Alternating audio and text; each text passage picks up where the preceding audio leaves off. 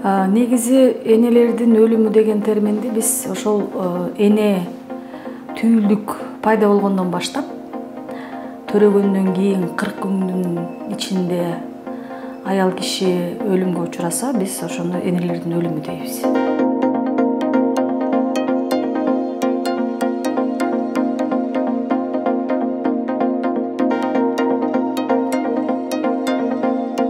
Энелердин өлүмүн азайтыш үчүн бир мындай шарттар керек да. Шарттар түзүлүш керек аялдарга. Эң биринчи шарт бул жанагы төрөттүн ортосундагы аралыкты сактоо. Жок дегенде 2,5 жыл. 2,5 жылдын ичинде аялдын организми өзүнүн калыбына келет. Экинчи шарт энелердин өлүмүн азайтуу. Ошол жанагы 2,5 жылдык аралыкты сактоо үчүн бойго болтурбочу каражаттарды ичиш керек. Мен айымдарга кайрылат элем, айланайын айымдар.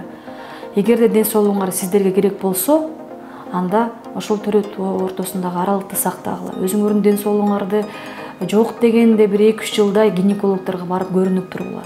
Себеби азыр рак оорусу, жатындын рагы, жумурткалардын рагы, баягы эмчектин рагы ушунун көрсөткүчтөрү абдан жогорулап атат.